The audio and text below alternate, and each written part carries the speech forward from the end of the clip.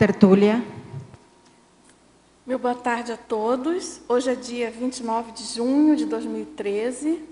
É um sábado e nosso verbete de número 2703. Ele tem 6 páginas, 44 logias e 23 máximos. E o tema de hoje é a resiliência somática, da especialidade somatologia. E a verbetógrafa de hoje é a veterana professora Eliana Esquiante, aí muito bem acompanhada. Bom, em termos de definologia, a resiliência somática é a capacidade de a consim, homem ou mulher, suportar grandes esforços físicos, pressões e cargas de trabalho, conseguindo fácil recomposição, recuperação e regeneração, potencialidades adquiridas através da hereditariedade, da constância em atividades aeróbicas, desintoxicantes e cultivo dos bons hábitos na rotina intrafísica. Na pensenologia, nós destacamos a reeducação autopensênica, reorganizando os hábitos intrafísicos, a auto-organização pensênica quanto aos cuidados pessoais. Na fatologia, nós temos a resistência somática beneficiando a consecução das tarefas intrafísicas, a resistência proporcionando grandes esforços físicos e mentais, a endurance, a capacidade de superar esforço estressante prolongado, as valências físicas propiciando maior equilíbrio do soma, a resistência muscular localizada, RML, o desenvolvimento da resistência aeróbica, a predisposição para desenvolver a resistência anaeróbica, a tonificação dos músculos possibilitando maior defesa para o soma, a imobilidade física vígil, IFV, desenvolvendo a quietude necessária para o bom desempenho parapsíquico. Bom, chamamos a atenção que no detalhismo a verbetógrafa apresenta 18 máximos, em bastante coisa, bastante associações de ideias aí. Bom, aqui na argumentologia nós destacamos que tem algumas listagens. Por exemplo, tem 11 indicações básicas para consim, homem ou mulher, iniciar qualquer tipo de atividade física ou treinamentos aeróbicos. Tem também 5 fatores influenciadores para o bom desenvolvimento aeróbico. E uma listagem com 11 benefícios notórios resultantes do desenvolvimento de treinamentos aeróbicos e de hábitos saudáveis, condições facilitadoras para a conquista da resiliência somática. Aqui na remissiologia, nós destacamos, dentre os 15 itens apresentados, nós destacamos 5 itens. A qualidade de vida ideal, a saúde física, saúde mental, soma e superdotação somática. Na frase enfática, nós temos a conquista da resiliência somática predispõe à homeostase holossomática e à possibilidade de obtenção do macrosoma em vidas futuras, sendo peça fundamental ao êxito da proexis. Na questionologia, como convive você com o próprio holossoma? Sabe valorizar o soma para o cumprimento da proexis? Na bibliografia específica, nós destacamos, então, 6 fontes bibliográficas, tá certo? Bom, antes de entrar aí nas perguntas, eu vou ler aqui a mini bio da professora Eliana Esquiante. Ela é professora universitária, é graduada em Educação Física, pós-graduada especialista na área de ginástica. É brasileira, natural de Jandaia do Sul, Paraná, voluntária da Conscienciologia desde maio de 90. Muito tempo, hein, professora Eliana? Docente em Conscienciologia desde março de 94, organizadora do livro Gestações Conscienciais, volume 4, de 2003, e tenepsista desde março de 2000. Bom, aqui Na mega-análise do João Paulo, nós temos 20 itens: vigor, saúde, equilíbrio, homeostase, disposição, recomposição, recuperação, regeneração, resistência, vitalidade, longevidade, desintoxicidade, potencialidade, antissedentarismo, genética, fisiologia, proexologia, somatologia, macrosomatologia e energossomatologia. Bom, temos aqui algumas perguntas. A verbetógrafa, professora Eliana, na fatologia, na página 1, logo ali na primeira linha, ele coloca: todos nós sabemos a respeito da resistência somática, beneficiando a consecução das tarefas intrafísicas. Mas por que somente uma pequena parcela de nós se dedica a ganhar mais resiliência somática? É falta do cultivo de bons hábitos na rotina intrafísica? Olha, boa tarde a todos. Bom, vamos à questão. Uma das coisas que nós notamos com relação à população de maneira geral, né? Para que a gente tenha bons hábitos dentro das atividades físicas, é necessário esforço. E esforço requer dedicação e vontade da pessoa em querer realmente melhorar suas competências físicas. E o que nós notamos é que as pessoas elas se dedicam um pouco a esse esforço, porque quando você vai melhorar seu processo aeróbico, você precisa de dedicação, de transpiração. E realmente é difícil, é complexo, e muitas pessoas não têm essa vontade de querer sacrificar um pouco do tempo para poder conquistar aí um pouco mais de fortaleza somática, porque ela requer tempo e requer esse esforço pessoal. Então, assim, para adquirir bons hábitos, precisa de disciplina. Tem uma série de coisas que nós vamos desenvolvendo ao longo da tertúlia que eu considero que vai ficar bem mais claro para você. Certo. Ainda na fatologia, na página 1, na terceira linha, ele pede se você poderia explicar melhor sobre as valências físicas proporcionando maior equilíbrio do soma. Sim. E também pergunta quais são elas. Isso. Olha, o que são as valências físicas no soma? Eles são trafores somáticos, traço-força que nós temos no nosso corpo. Podem ser desenvolvidas ou a pessoa já pode nascer com uma herança genética favorável e propícia para que essas valências físicas apareçam. O que são esses trafores somáticos ou essas valências físicas? É a força que nós temos, a resistência física, a agilidade, a coordenação, o ritmo, o equilíbrio. Todas essas são valências físicas. A velocidade que nós implementamos na nossa movimentação, na motricidade. Então, são situações que muitas vezes nós não nos damos conta da importância desses trafores somáticos. E eles fazem a grande diferença. E assim, eu não estou dizendo para o lado só do atleta, não. O atleta, ele desenvolve essas valências físicas como condição de preparação física, aptidão física, para ele melhorar a performance técnica dele.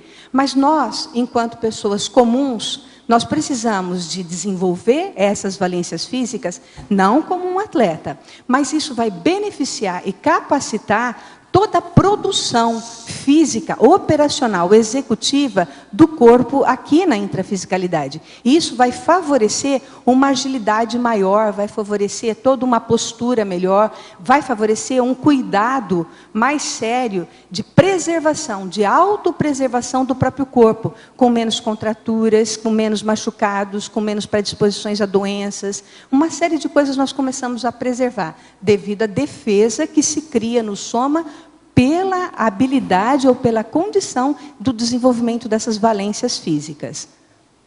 Agora, professora Eliana, em relação à resistência, você poderia explicar para os leigos em geral essa questão das características e diferenças de resistência anaeróbica e resistência aeróbica? Sim. A resistência aeróbica é quando nós temos uma capacidade de execução de tarefa operacional, de execução de trabalho de esforço físico, por um grande período de tempo. Então, ela é devagar, compassada, rítmica, e ela se mantém por um longo período de tempo. E a pessoa, ela vai desenvolvendo isso, e a capacidade física, cardiopulmonar, cardiovascular dela, vai ampliando e vai potencializando cada vez mais a ampliação e a conquista dessa resistência. Essa é a aeróbica. Então, a pessoa, ela tem a condição de fazer um esforço físico por um grande período de tempo. O que é a anaeróbica? A anaeróbica, ela é quando a pessoa utiliza, num mínimo de tempo, com muita intensidade, muita velocidade, a capacidade dessa resistência. Então, a pessoa ela pode resolver situações executivas, operacionais, por um curto período de tempo. E ela consegue eficácia nisso. Só que nós, pessoas comuns, não precisamos dessa resistência anaeróbica. Só no caso dos atletas que vão desenvolver alta performance é que vão precisar desse tipo de resistência. E ainda a gente poderia dizer assim, nem todos, são mais as pessoas que têm, assim, praticam modalidades esportivas que requerem muita rapidez, que nem o corredor de 100 metros, o atleta da natação, que vai ter que atravessar a piscina e vai fazer 50 metros, vai fazer 100 metros. Então, eles precisam dessa capacidade anaeróbica. Depois, a gente também, eu tenho certeza que vai acontecer a pergunta e a gente vai explicar o que é, né, esse processo da fisiologia do aeróbico e do anaeróbico, tá bem? É uma pergunta que eu ia fazer exatamente nesse sentido. De acordo com a idade, a pessoa precisa de mais exercício anaeróbico ou aeróbico, né? De acordo com quando vai ficando mais velha, a princípio parece que diminui o aeróbico, né? Desde pequenos, nós precisamos, né, de desenvolver o potencial aeróbico. O anaeróbico nós pouco precisamos para o nosso cotidiano. Então, assim, como eu coloquei agora, recentemente, quem precisa do anaeróbico são os atletas, as pessoas que vão fazer utilização das capacidades físicas, das valências físicas, e principalmente dessa resistência anaeróbica, para grande esforço físico em uma pequena e uma reduzida, um momento reduzido, um tempo reduzido. Tá bem? Agora, em qualquer faixa etária, tá? E principalmente na adultidade, para a pessoa aí de terceira e quarta idade, inclusive, o melhor são os trabalhos aeróbicos, que vai aumentar a capacidade dela de oxigenação celular, de oxigenação sanguínea, que vai dar para ela uma potencialidade maior para ela poder ter mais saúde e, consecutivamente, ter menos problemas com as doenças. Inclusive, até na questão da resiliência, os exercícios aeróbicos, eles vão ampliando e vão potencializando a capacidade de autorregeneração celular. Isso favorece a pessoa a não adoecer com facilidade, porque ela fica mais desintoxicada. O metabolismo funciona melhor. A sudorese, na transpiração, a gente elimina toxinas. No processo metabólico também, no momento de urina e defecção, a gente também consegue ali eliminar todas as toxinas dos alimentos que nós ingerimos. Os exercícios aeróbicos, eles favorecem uma maior capacidade de todo esse processo metabólico estar em dia, facilitando, assim, essa recomposição celular, que é a questão da resiliência do próprio corpo que a gente quer colocar aqui. Tá bem? Certo. Tem mais uma pergunta aqui. Você fala também ali na pensinologia, na sexta linha ou na segunda linha de baixo para cima, na reorganização dos hábitos intrafísicos, né?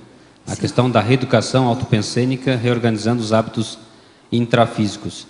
Você vê aquela questão da rotina diária de exercício acaba virando um hábito, nesse sentido? Isso, nesse sentido. Porque quando a pessoa está com a agenda dela organizada e uma rotina útil, naturalmente ela implementa os cuidados com o corpo. Assim como é necessário sentar para almoçar, se alimentar, jantar, assim como é necessário o momento do sono, assim como é necessário o momento da higienização corporal, é necessária também o momento da dedicação à atividade física. E isso ele pode ser implementado na nossa agenda diária como um processo de hábito saudável. Então, ter uma rotina útil onde também a gente dá valor à condição e às competências do próprio corpo físico. E é necessário esse cuidado com o soma, porque é ele que nos ajuda a operacionalizar a nossa proexis. Ele que ajuda a gente a colocar em dia todas as tarefas proexológicas. Um corpo doente, dificilmente a pessoa tem disposição de ânimo para cumprir as tarefas que ela tem no cotidiano dela. Eu tenho observado que, quando eu conseguir regular um horário específico e uma frequência semanal em cima de exercícios, eu consegui manter o hábito. Até então eram rotinas. Mas quando eu consegui achar o horário melhor para mim e conseguir criar sinapses e alocar esse horário para o meu exercício, ele começou a virar um hábito. E hoje é difícil parar. Então você já... Isso é um automático quase, né? A gente cria esse hábito saudável. E, assim, eu considero, claro, que cada pessoa tem a sua forma de pensar, mas dentro do contexto da intrafisicalidade, esse é o veículo que facilita a operacionalização daquilo que a gente tem na nossa mental somática, nas nossas competências mentais somáticas. Então, quando o soma ele está cuidado, ele está saudável, ele está equilibrado, isso faz com que haja uma qualificação também do holochakra, uma qualificação também do psicossoma e também das competências mentais somáticas. A gente utiliza de forma adequada. Então, assim, mental soma organizado, ele vai ali ajudar nas prioridades. Dentro das prioridades intrafísicas, o cuidado com o soma é de um valor enorme. Embora muitas pessoas, assim, eu considero que a mental somática é o carro-chefe. A mental somática, a desenvoltura da mental somática, ela é o carro-chefe de todo o nosso processo de desempenho proexológico. Só que ele precisa dos demais veículos, porque senão ele não consegue organizar as tarefas do cotidiano. E para a gente manter o soma o máximo de período de tempo possível, vivo, em bom estado e se recuperando de forma saudável e potencializando as tarefas físicas, intrafísicas, é necessário que o mental soma dê a ele essa sequência de ordens dentro da prioridade da rotina útil. Se a gente desvaloriza esse item dentro da rotina útil, certamente vai chegar lá pelos 60, 70 anos de idade, assim, nós já temos por natureza humana as comorbidades acontecendo. Elas já, depois dos 60 anos, a gente sabe que aí pelo menos 3, 4 comorbidades elas aparecem. Então, se nós queremos com que essas comorbidades elas sejam melhores tratadas por nós e nós a dominemos, é necessário que, com o máximo de antecedência possível, os cuidados com o soma sejam realmente validados e praticados. Tem pessoas que caem a ficha quando ela já tem 40 anos de idade. Só que ela passou a adolescência e a juventude dela todinha sedentária, se alimentando mal, comendo hambúrguer, Coca-Cola.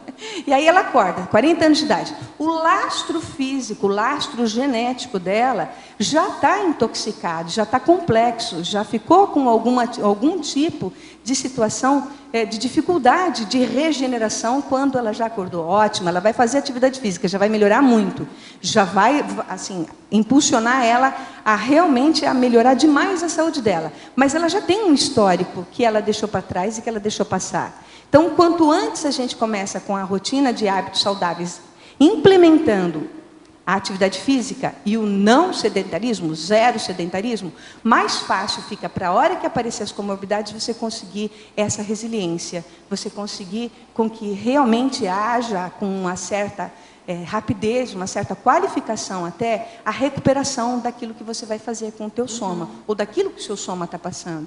Então, é importante, a qualquer momento da vida da pessoa, ela acordar para a saída do sedentarismo. Em qualquer idade que ela acordar para isso e ela trabalhar com a atividade física, vai ajudar, vai beneficiar e vai aumentar as competências físicas, as competências somáticas.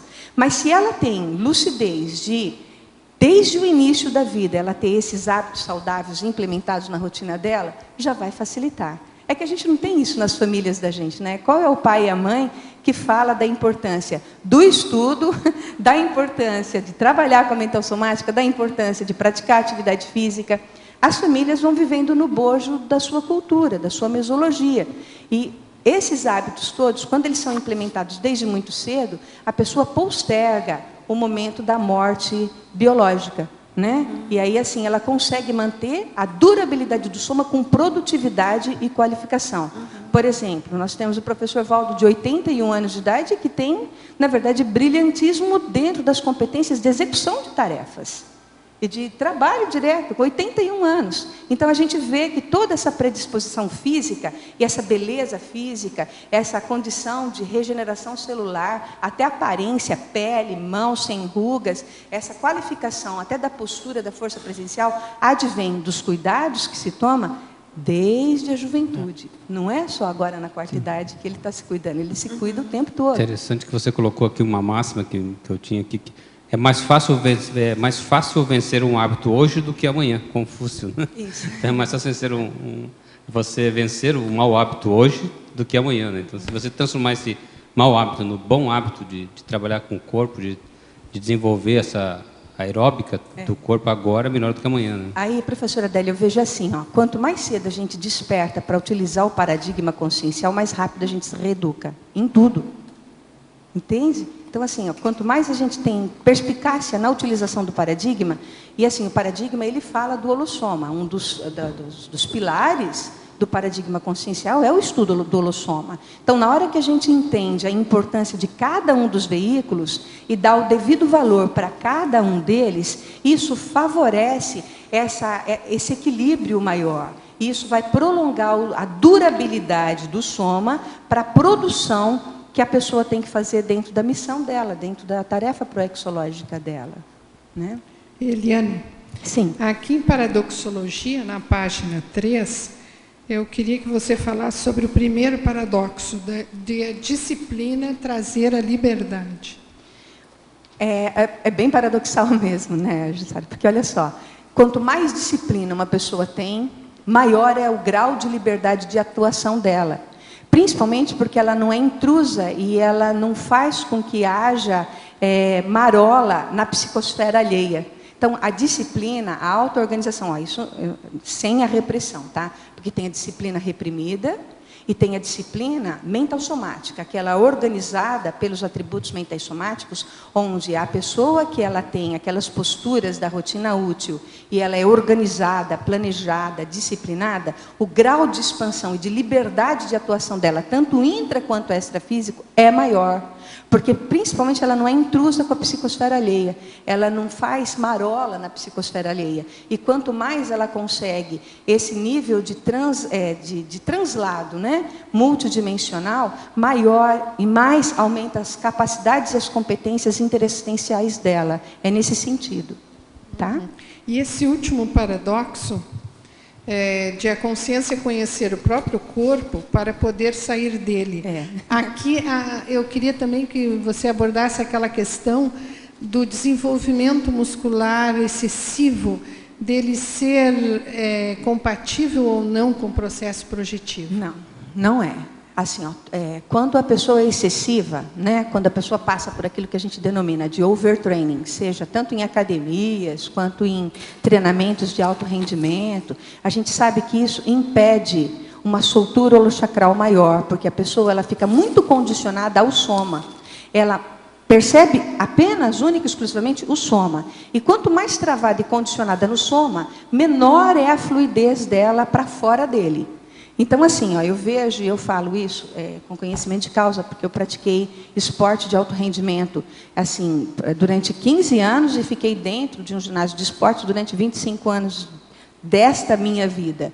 E eu lembro que assim, foi muito difícil eu aprender a ter uma percepção maior do meu energossoma, porque assim, os treinamentos, eles mantêm com que a gente fique mais condicionada só na autopercepção corporal, física.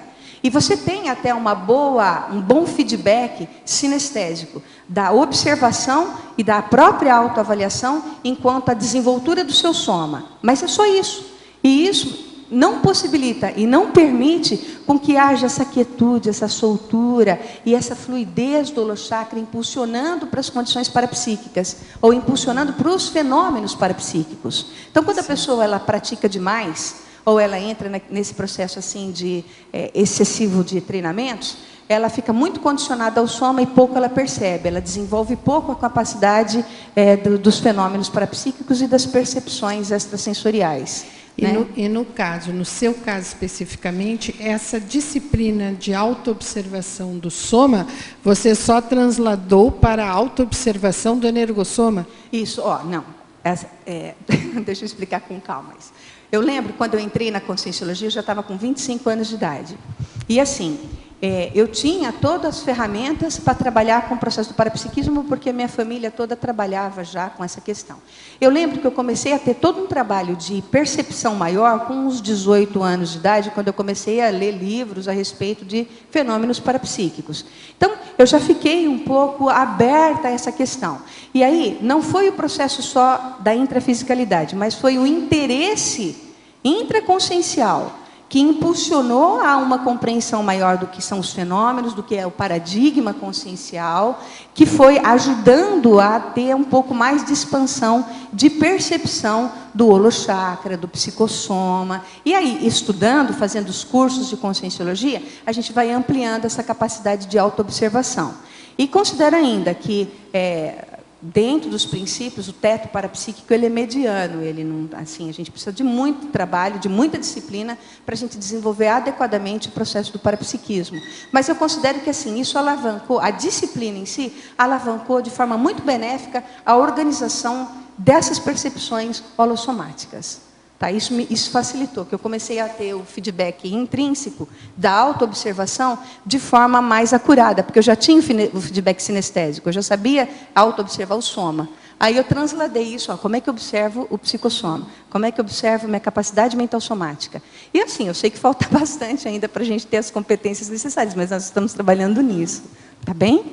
Certo. Eliana, sim. Na página 3, da antagonismologia, você poderia comentar para a gente os dois últimos antagonismos? Procrastinação, precipitação e depois o outro. O antagonismo patológico da procrastinação. Aí, dentro dos trabalhos físicos, tá, Nilce? A gente pode transladar isso para tudo que a gente quiser, tá? Sim. Então, assim, conforme a pessoa ela deixa para depois uma tarefa que ela sabe, ela tem consciência que é necessária ser feito agora, e isso vai prejudicar a desenvoltura dos trabalhos, das tarefas que ela tem para cumprir. Então, em qualquer circunstância, quanto mais a gente deixa para depois, não, isso aí eu resolvo a semana que vem. Não, eu começo a atividade física na segunda-feira, eu começo a dieta na segunda-feira, eu começo a dormir melhor na segunda-feira. Então, assim, coisas que são importantes para o soma, né? Alimentação, sono e atividade física são imprescindíveis para que esse veículo aqui se mantenha em dia com a predisposição para a proexis, para a execução da proexis. Então, se a gente negligencia e procrastina qualquer coisa que a gente pode estar fazendo e a gente não faz, a gente está perdendo o tempo de saúde dele, diminuindo o período de vida útil dele. E é isso que a gente quer chegar. Então, quanto mais lucidez a gente tiver com tudo isso, as competências mentais somáticas, ela é o carro-chefe. Atenção, concentração, discernimento, espírito crítico e todos os atributos que permeiam e recheiam nossas competências cognitivas mentais somáticas. Assim, já sei disso, vou trabalhar para estudar, para escrever, para melhorar todo o procedimento intelectivo. O soma, a convivência, o processo da sociabilização, o processo de estar no autoenfrentamento grupal. Você já sabe todos os processos, como proceder para chegar lá. Holochakra, a gente já sabe que a importância do trabalho de estado vibracional, do domínio das energias.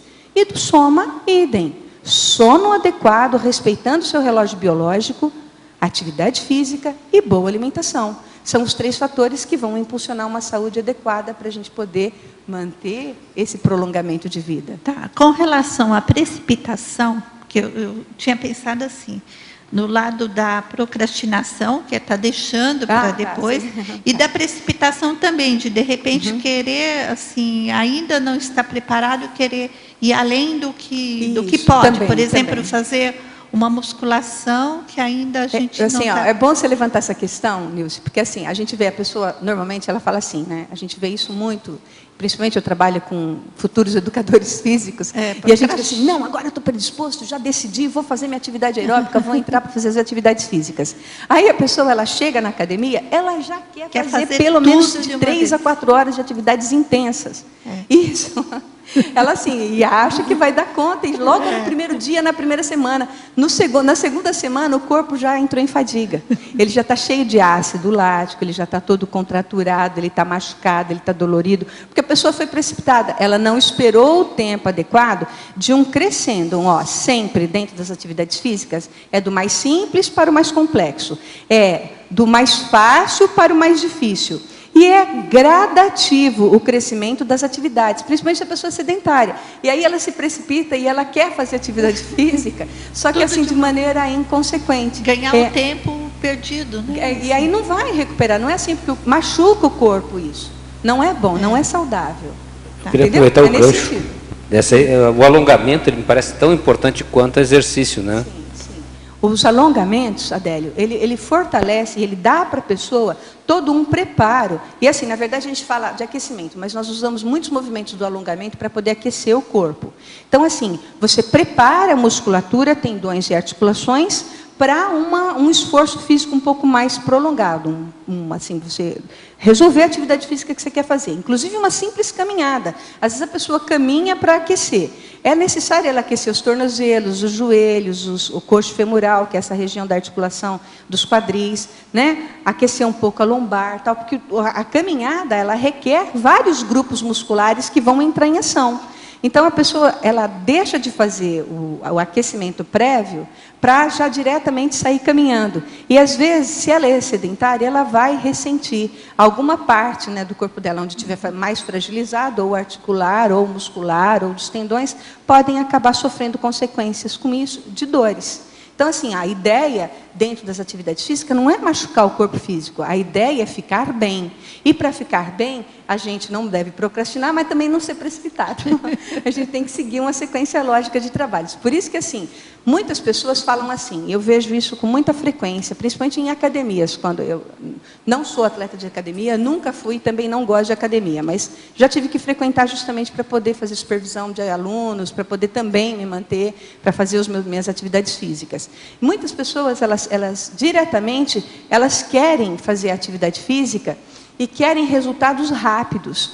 E o resultado não é rápido com o soma. O resultado, ele leva tempo. Ele precisa de dedicação, ele precisa de organização, precisa de disciplina.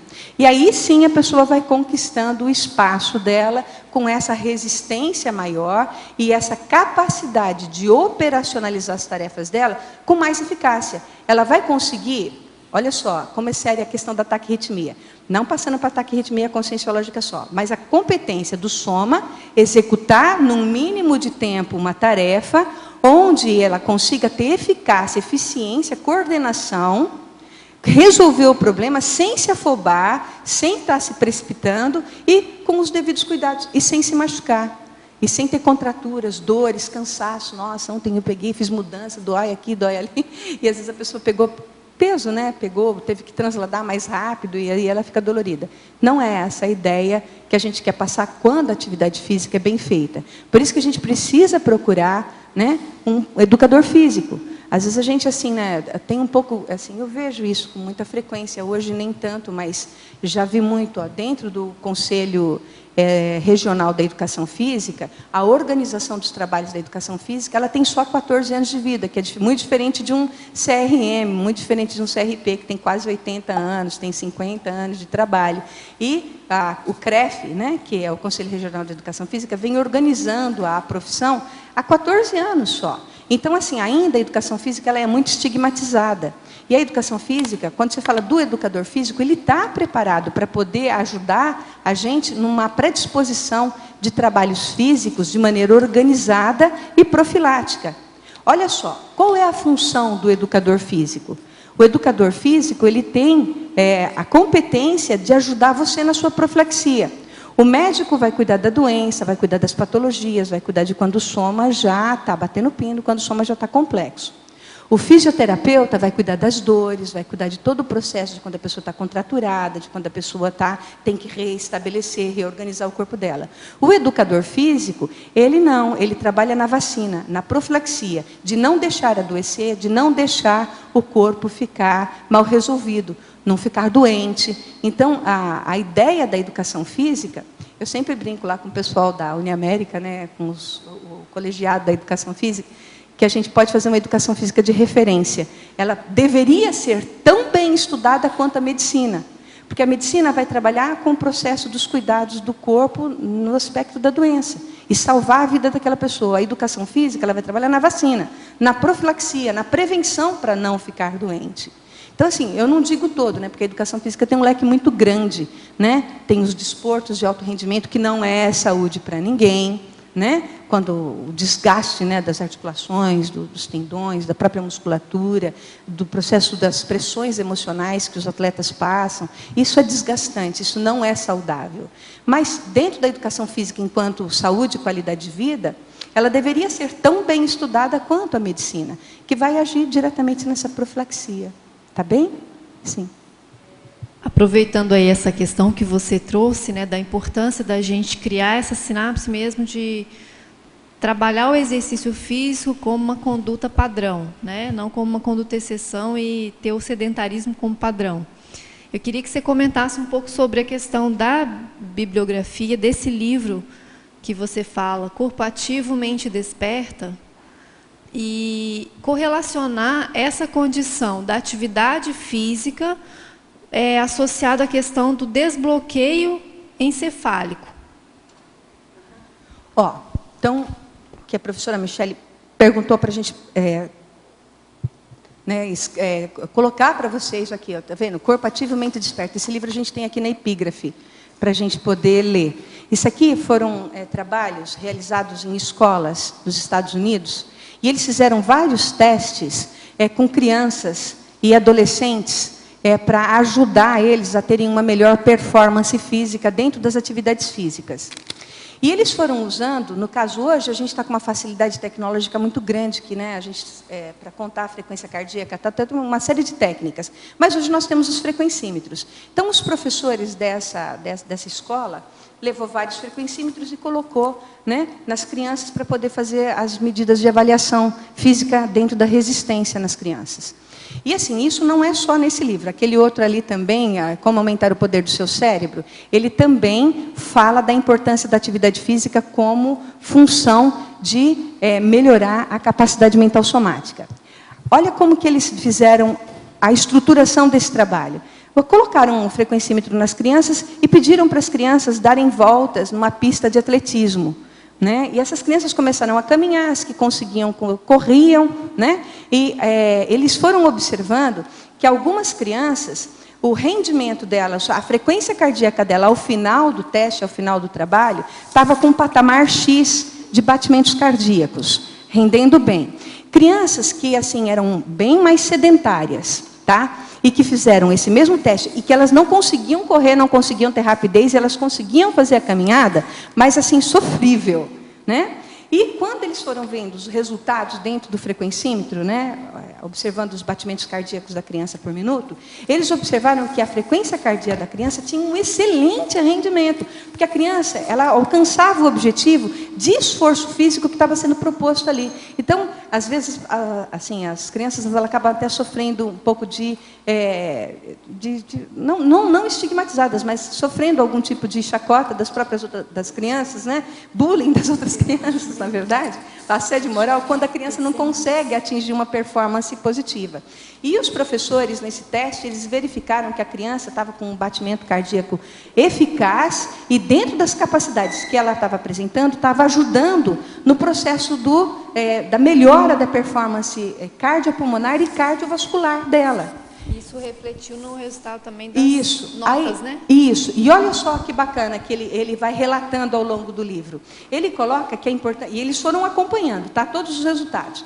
E assim, a criança, as crianças que foram fazendo o teste, a performance, o rendimento dela dentro de sala de aula também estava aumentando. A criança, ela ocupava as energias, gastava as energias e melhorava a capacidade de oxigenação, né? Melhorava todo o fluxo circulatório delas, melhorava essa capacidade de oxigenação, inclusive cerebral, e nos momentos de sala de aula, ela conseguia ter mais atenção. A absorção e a captação e a retenção da informação era mais favorável, era mais realmente otimizada, e eles observaram que existia todo um processo de rendimento devido a essa capacidade física.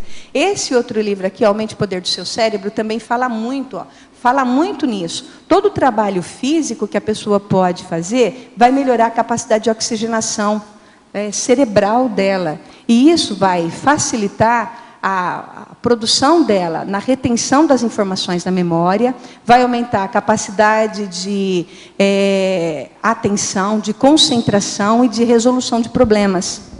Tá? Aí eu fico pensando o oposto, né? Quem nunca faz atividade física há anos, né? Assim, mantém um sedentarismo via de regra na vida. Será que a tendência é ter mais bloqueios encefálicos? Será que a pessoa teria mais, entendeu? Diminuição dessa capacidade cognitiva? Então, uma das coisas que a gente nota, Michele, a gente vê assim, né, que as pessoas que são sedentárias, devido ao processo, inclusive das gorduras, né, que acabam acontecendo no processo circulatório, o mal de Alzheimer, o próprio Parkinson, todas as pessoas que praticam atividade física, há uma tendência desses processos, dessas enfermidades, serem delas acontecerem com menos frequência. Então, assim, o próprio Alzheimer, quando a arteriosclerose, uma série de doenças do gênero, é justamente porque esse fluxo circulatório, os nutrientes que caem no processo circulatório e a oxigenação do processo circulatório, não tem uma fluidez favorável em todo o processo fisiológico. E aí, aonde tiver placas de gordura, aquilo vai acontecer uma contração das artérias e das próprias veias, né, da pessoa, principalmente nas artérias. E aí, esse fluxo sanguíneo, levando nutrientes, e esse processo de oxigenação, também passando para poder oxigenar os hemisférios cerebrais e todas as nossas competências fisiológicas, elas vão estar impedidas. E isso é que faz com que muitas pessoas tenham AVC, que tenham esse problema da arteriosclerose, né, que tenham o problema do Alzheimer, até o próprio Parkinson, que é mais o processo do desempenho motor. Se a pessoa não trabalha adequadamente e ela não tem uma desenvoltura com o sistema nervoso central dela e um equilíbrio do trabalho do sistema nervoso central dela, há uma tendência dela perder as habilidades motoras. E isso impede com que ela tenha uma boa performance na capacidade da mental somática dela. Né? Aí é bom, né, a gente ver, porque isso implica. Eu penso assim, vamos passar do soma para a fisiologia do holochakra, para o energossoma. Olha só como tem lógica essa questão. Se o soma está trabalhado e cada célula do nosso corpo tem vida e ele vibra dentro da anatomia holochacral, a 1 centímetro do nosso corpo, a parafisiologia do holochakra, ele vai ter uma consequência muito saudável se todas essas células estiverem bem oxigenadas e bem nutridas.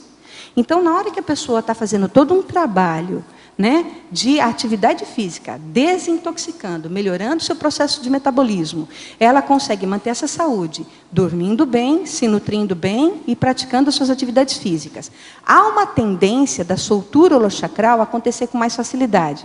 A anatomia do holochakra, ele pode não vibrar só a 1 centímetro, ele pode vibrar um pouco mais potencializado.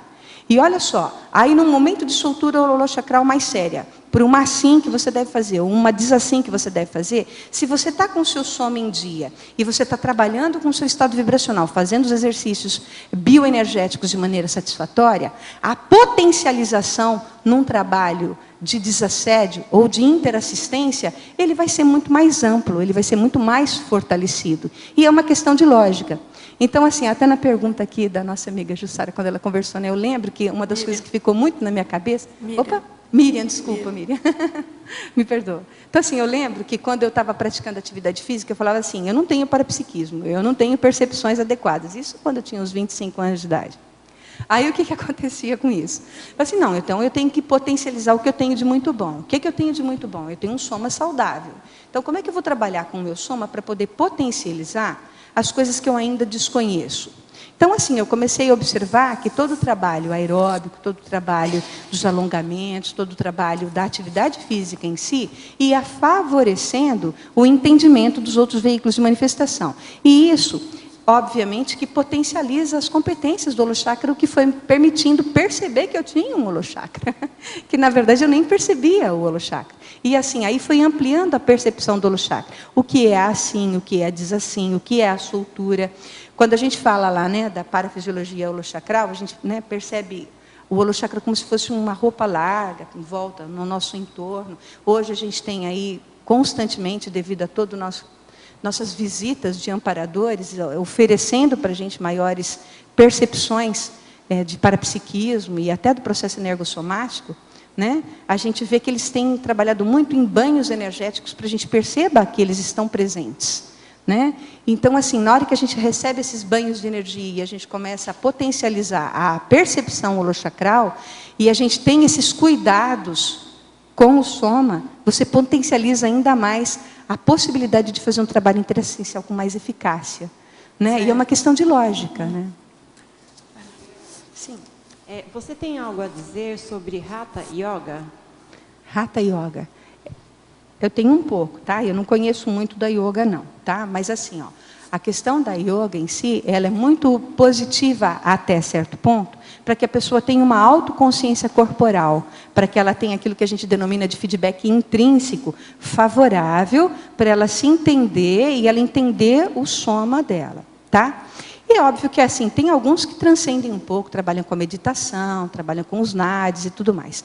Eu prefiro a questão do holochakra, dos chakras, do entendimento dos chakras, da autoobservação holochacral e da produção energossomática. Ela é superior à questão da meditação que se faz e da autoconsciência do próprio processo da yoga. Tá bem? Do que eu conheço, eu não conheço muito, não. Nunca aprofundei estudo dentro da yoga. Mas do que eu conheço, eu sei que eles trabalham com essa autoconsciência, eles trabalham com a capacidade de introspectar sobre as percepções corporais, mas elas ainda são frágeis perante o entendimento holochacral, energossomático. E a própria interassistência, ela não é bem resolvida, porque a pessoa fica só nela.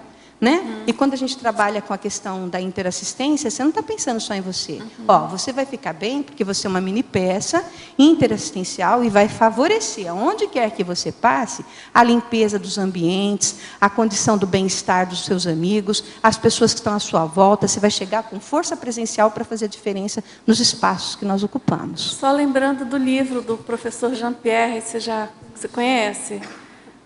Que ele era um exímio, né, na yoga, e ele justamente fez teve esse percurso da yoga à conscienciologia, né? Justamente ele coloca essa percepção dele, a vivência dele com as colocações do paradigma consciencial, né? Inclusive ele é educador físico também. Exatamente, né? Exatamente. Ele foi então, Mr. Mundo, inclusive. Eu perguntei sobre a Hatha Yoga, eu conheço pouco, né, sobre yoga, mas eu ouvi dizer que foca um pouco a questão de... Não é alongamento que eles chamam, eles falam de posturas. Eles fazem movimentos físicos que são bastante complexos, tá? E que trabalham com a flexibilidade, trabalham com a força, trabalham com as valências físicas, como eu coloquei antes. Trabalha com a resistência, com a força, com o equilíbrio, com o ritmo, né? Com a própria velocidade da musculatura corporal. Então, só que isso ainda, ele fica muito focado na própria pessoa e não focado no que é a condição dessa interassistência. Quando a gente fala de paradigma consciencial, você sai só do seu mundo, você sai só da sua autopercepção. Você melhora o seu processo pessoal, melhora as suas competências físicas para interagir multidimensionalmente, não é nem só na condição intrafísica, tá bem? Isso facilita. Você já imaginou? Olha só, uma pessoa com potencial, com vigor, vitalidade, e ela solta o holochakra, trabalha com energia, melhora a capacidade mental somática, melhora o equilíbrio pensênico dela, como ela pode render e produzir numa TENEPS? Para e pensa.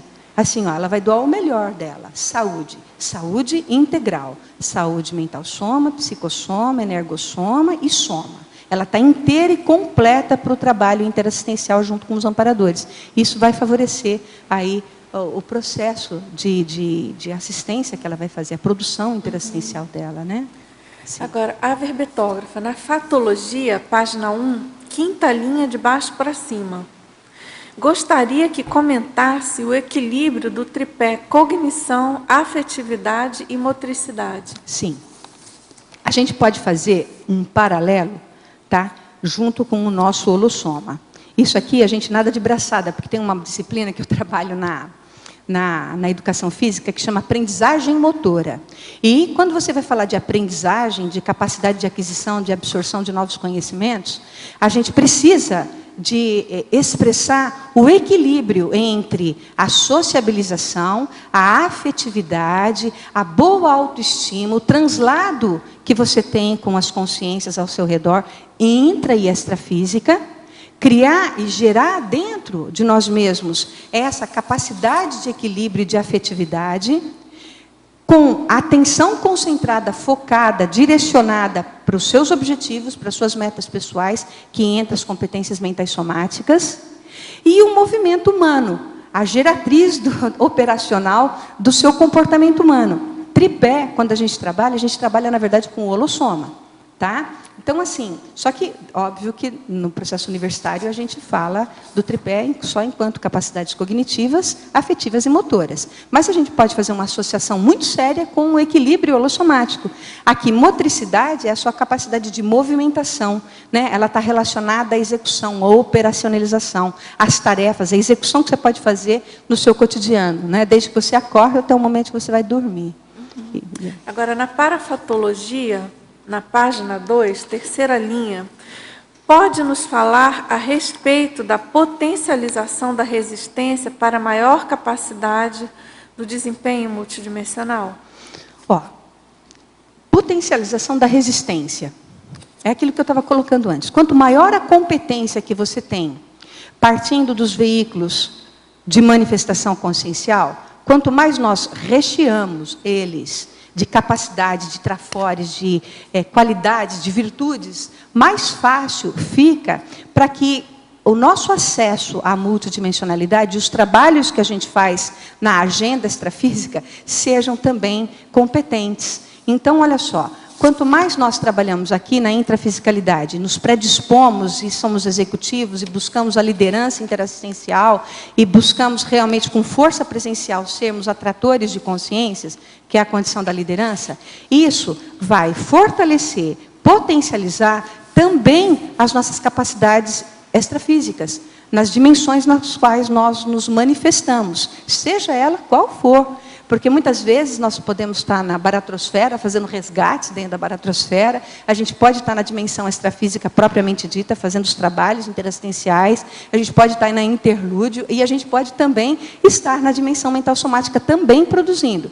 Lembrando que dimensão não é um lugar, é um estado intraconsciencial. Então, quanto mais nós aumentamos e ampliamos as competências de cada um dos veículos de manifestação, ampliamos a resistência e confiança dentro dos potenciais de cada um dos veículos, mais essa manifestação vai ser produtiva na dimensão na qual a gente se manifestar.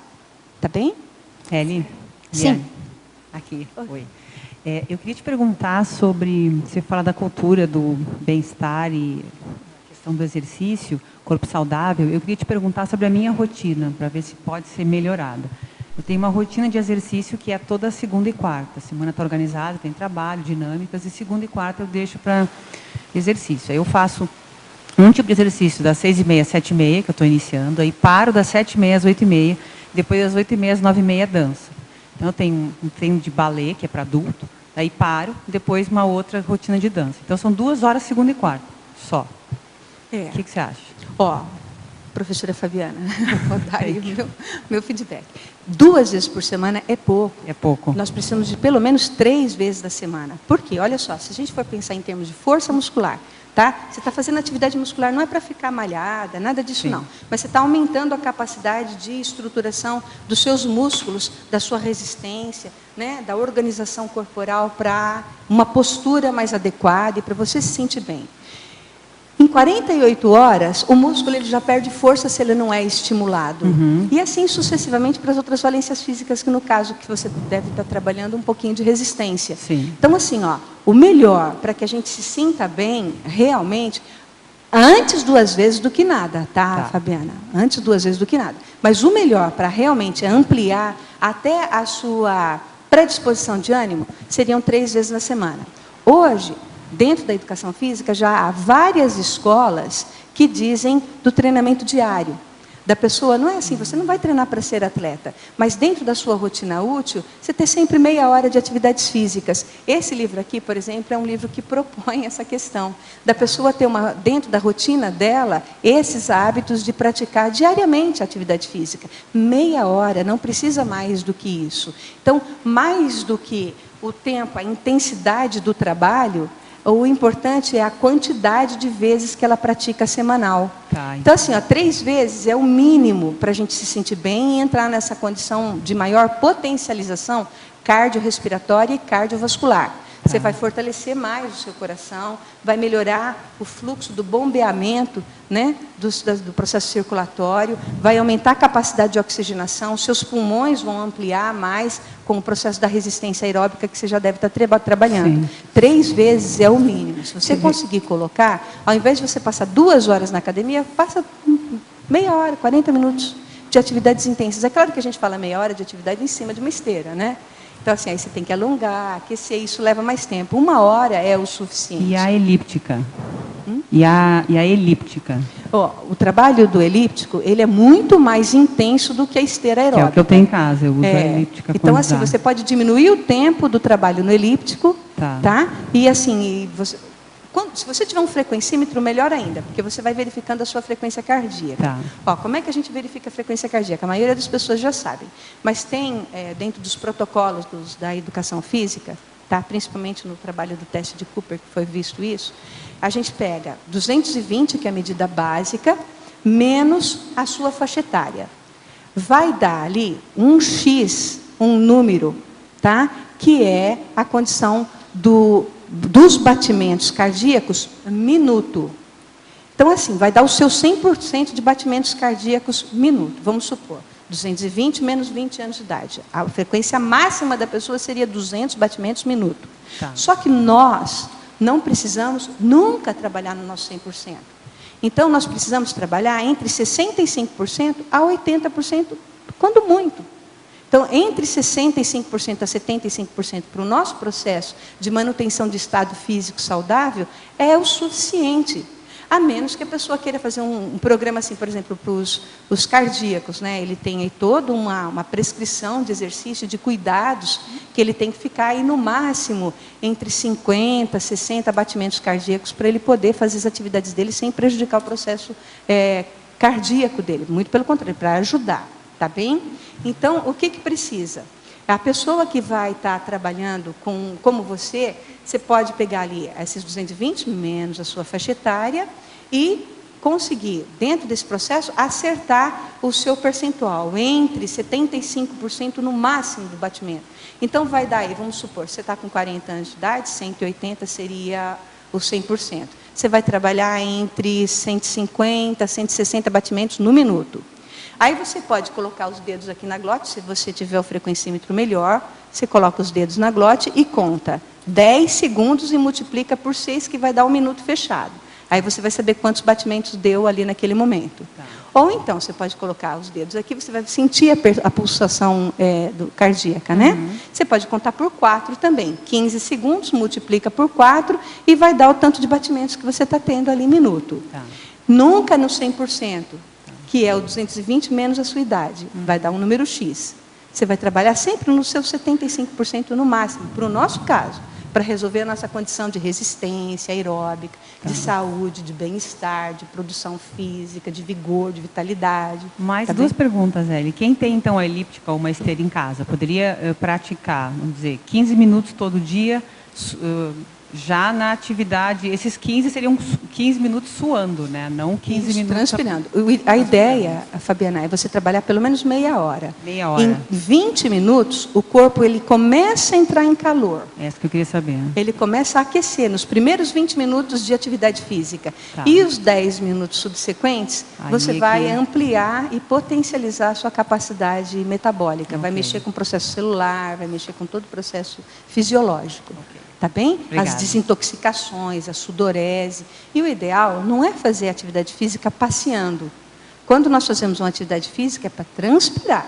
É para a gente realmente suar, molhar a camiseta, suar aqui as costas das mãos, suar o braço, sentir que você realmente molhou a camisa. Aí vai estar realmente funcionando nesse contexto da nossa fisiologia. E vai potencializar o holochakra. Tem que experimentar. Experimentar, obrigada. Sim? Alguém perguntou, não? Professora Eliana, então na efeitologia, na página 2, estou com dificuldade para me autoconscientizar e dar o devido valor às atividades físicas, justamente porque quero priorizar os estudos. Para tanto, poderia me ajudar comentando e ampliando os 2 últimos efeitos? Só uma dica. Para a gente começar a fazer atividade física, pensa numa coisa que você gosta muito. Porque às vezes a pessoa gosta de dança, e através das danças ela pode ir iniciando os processos aeróbicos dela. E aí ela vai passando para outras atividades. Quanto mais variação de atividades físicas ela tiver, maior é a motivação que ela vai ter para poder praticar. Não adianta a gente ir para uma academia se a gente não gosta. É melhor ir para um salão de dança. Vai trabalhar as danças que você vai ficar mais feliz, vai ser um processo mais terapêutico para você. Então, o ideal é escolher alguma coisa que você gosta muito. Tá bem? Então, aqui, efeito da organização cerebral otimizando a saúde pensênica. É como a gente tinha colocado anteriormente, tá? Essa é a pergunta que a pessoa fez. Quando nós praticamos atividades físicas, a ideia é que você mexa com todo o teu processo metabólico, onde todas as células, o metabolismo, é a capacidade de movimentação celular e é toda a química que acontece dentro desse processo celular. Então, e o nosso corpo ele é todo permeado de células, né, desde o dedão do pé até a pontinha aqui da cabeça, fio de cabelo, tudo.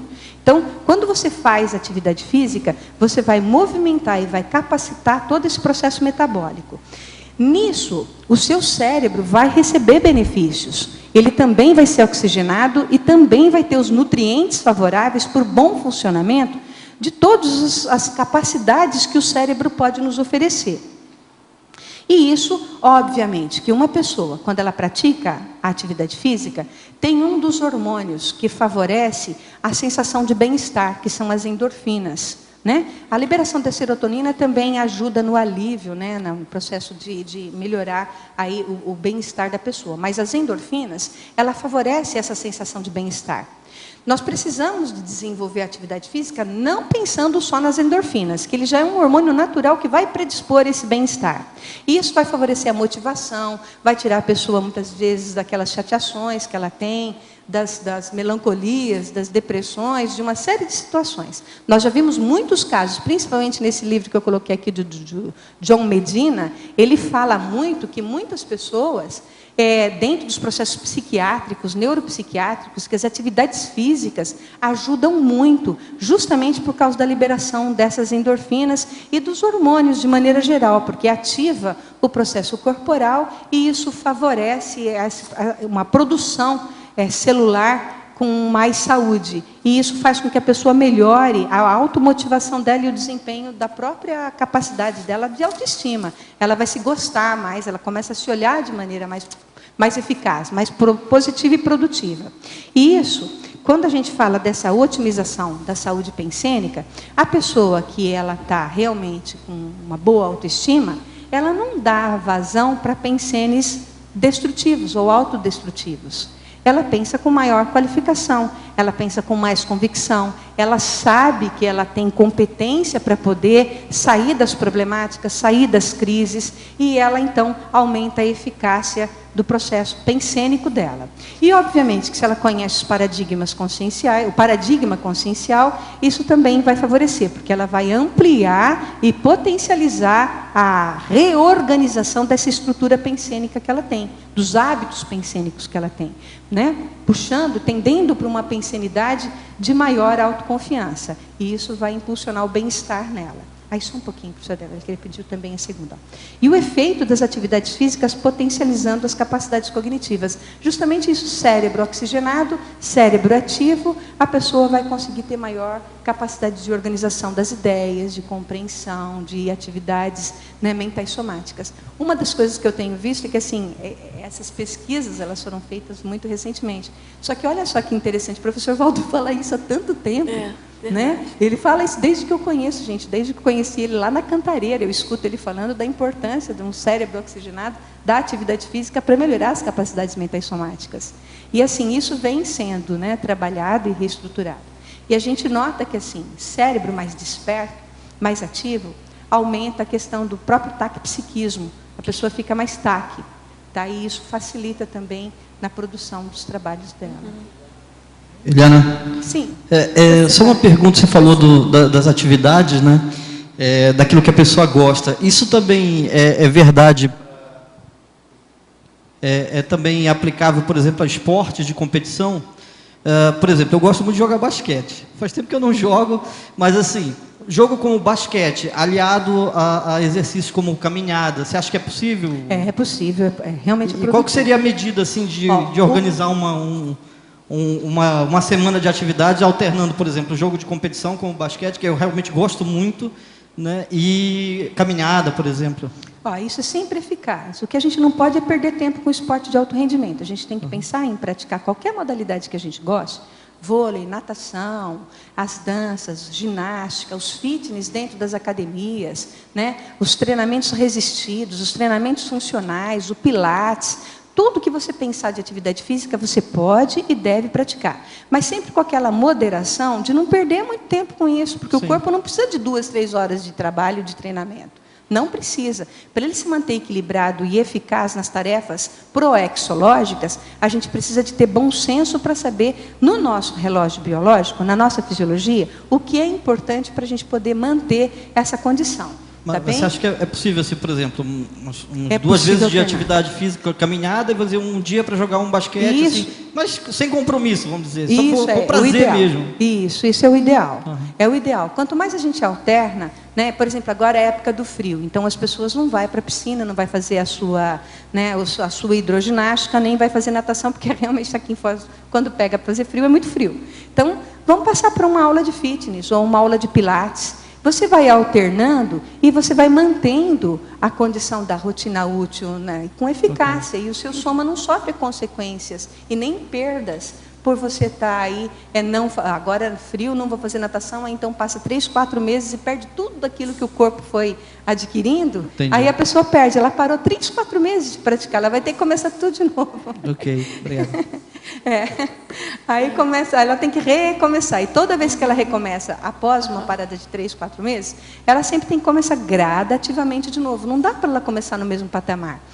Quando a pessoa foi atleta, ela tem lastro genético, ela tem memória muscular. E isso favorece ela entrar rapidamente no pique outra vez. Mas quando a pessoa não tem esse lastro, essa história de atleta, ela tem sempre que retomar gradativamente. E aí é uma perda dos ganhos que já o coração tinha alcançado, que a capacidade de oxigenação pulmonar também já tinha alcançado. Então, assim, a pessoa fica oscilando. Isso não favorece muito, ajuda. Mas não favorece tanto quanto se a pessoa tem uma rotina e uma frequência sem oscilação. É uma coisa grave, é que a pessoa às vezes passa o futebol da quinta-feira, aquele negócio de jogar futebol, né, um esporte de alto impacto, vamos dizer assim, para o coração, uma vez por semana. A pessoa acaba detonando mais o corpo do que ajudando, muitas vezes, num sistema. Ou então o futebol do mês, né, vai jogar... Não aquece, sai correndo atrás de uma bola de um lado para o outro. Nossa. E depois tem um ataque cardíaco, não sabe por quê, né? Nós vemos muitas pessoas com muito machucadas, e as clínicas de fisioterapia, né, professora Michele, acaba atendendo muitas contusões, né, dos atletas de fim de semana. Então, assim, esporte de fim de semana não é saudável. Muito pelo contrário, vai machucar o corpo. Não é o ideal. Oi? Oi, aqui. Eliana, só um pouquinho.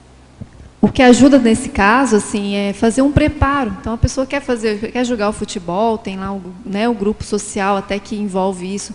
Tem até o grupo de dança, que às vezes é uma vez por semana, mas faz um alongamento, faz um aquecimento antes, faz um preparo.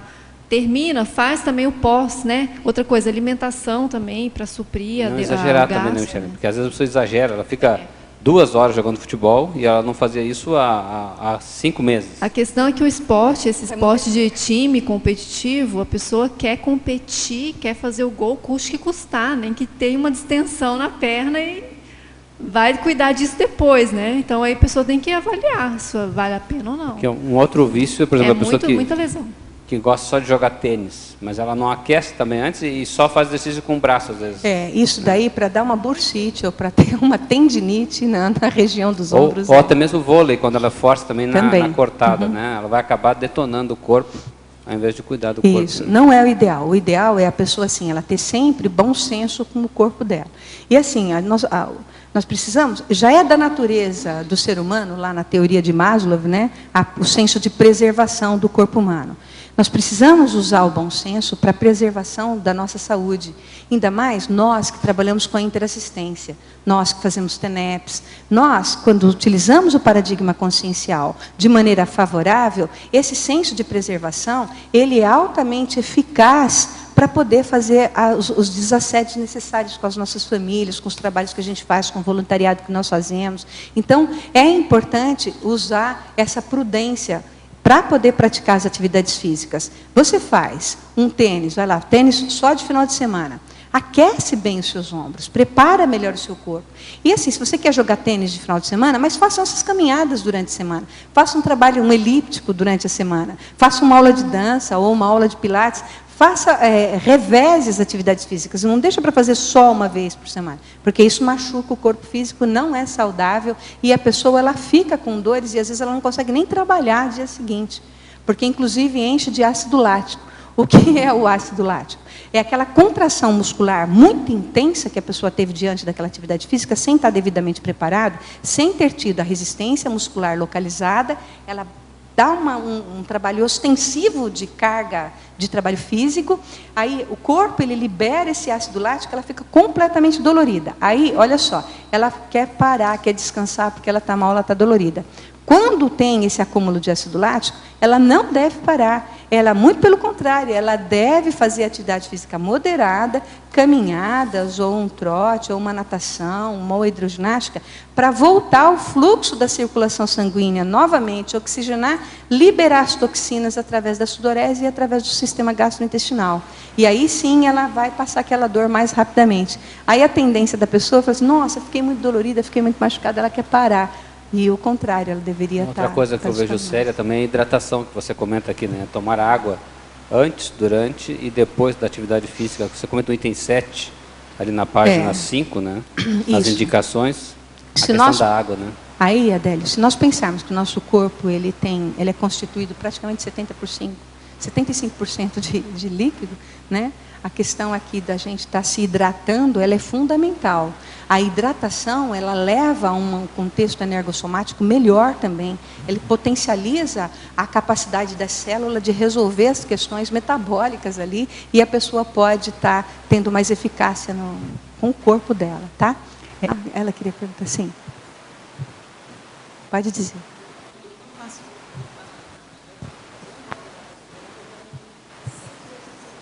Sim. Não está funcionando. Quando está frio, eu substituo a caminhada por uma plataforma vibratória. Você conhece? Conheço, sim. Uhum. Faz o mesmo efeito, porque dizem que é a mesma coisa. Não é aeróbica. Ela trabalha tonificação muscular, a plataforma vibratória. Porque a hora que você sobe nela, aquela vibração que ela tem, né? Ela vai fazendo com que haja toda uma tonificação muscular sem a necessidade de você ter que fazer musculação. Ela é ótima para trabalhar essa tonificação, melhorar toda a capacidade das articulações muscular, todo o processo dos tendões, né? A inserção dos tendões no processo ósseo, né? Então, nós temos os músculos e dos músculos os filamentos dos tendões que são inseridos na parte óssea, né? Então, quando a gente faz a plataforma vibratória, você fortalece todo esse processo, tanto dos tendões quanto da musculatura, e quanto dá aí uma fortalecida, uma ajuda também na capacidade das articulações. A caminhada. Ela é boa também, deve ser feita sim, ajuda e também é positiva, só que ela não é aeróbica. Tá? Aeróbico é quando você aumenta a sua frequência cardíaca. Lembra que a gente falou, se você tem batimentos cardíacos em repouso, seus batimentos cardíacos são aí entre 80 e 75, né, de batimentos minuto, para você ter melhora da sua capacidade aeróbica, você tem que aumentar essa frequência de batimentos cardíacos. Conforme você vai fazendo esforço físico, há uma tendência dessa frequência cardíaca ir aumentando no minuto, até você chegar naquilo que nós colocamos anteriormente, aos seus 65% de batimentos minuto. Aí você está fortalecendo a sua capacidade aeróbica. Mas aí é necessário a gente prestar atenção numa questão também. Quando nós estamos fazendo trabalho aeróbico, há uma tendência, depois que passa a quarta, quinta semana já de você fazendo assim, tipo 30 minutos da atividade física, de você conseguir ali, né, uma capacidade de resistência adquirida. E aí há uma tendência de diminuir esses batimentos cardíacos. A sua frequência cardíaca ela vai cair, porque você está melhorando a sua capacidade de resistência aeróbica.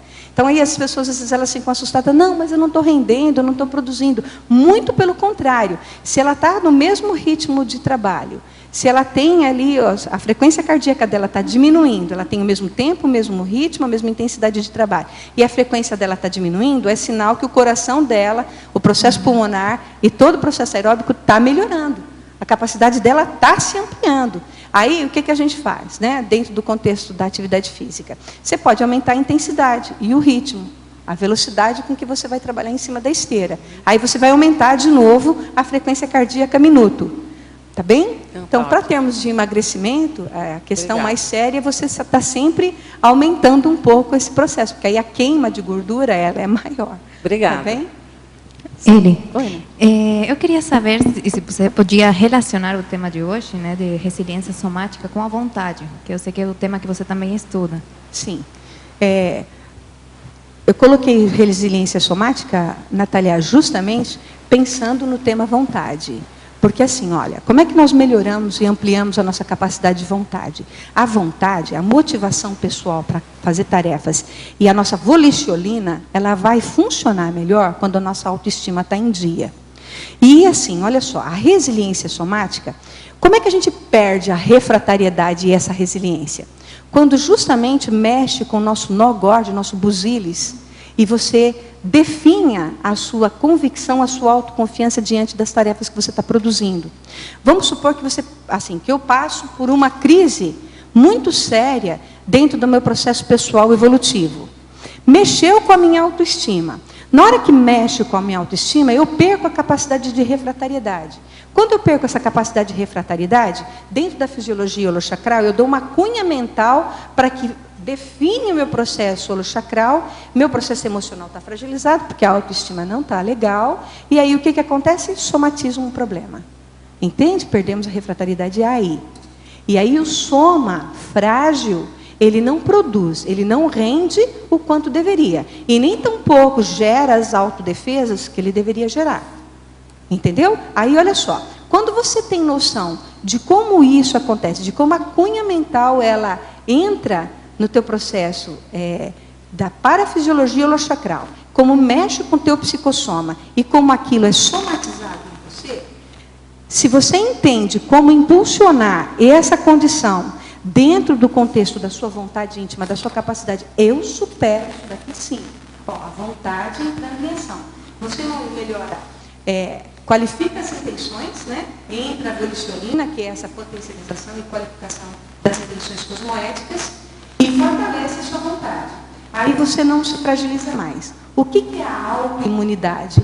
Como é que a gente chega à desperticidade? É justamente não deixando com que a nossa refratariedade e essa autoimunidade se fragilize.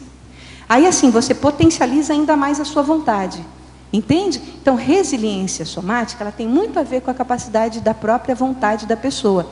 Se eu me fragilizo e eu não estou lúcida para isso, a autoestima definha toda e qualquer motivação que eu possa ter para me autocurar. Aí eu perco a possibilidade de entrar no percurso da desperticidade. Fica clara a ideia? Sim, eu gostaria de entender mais sobre a questão da refratariedade. O que seria isso? Refratariedade é quando você está assim, você está em dia com o seu holossoma.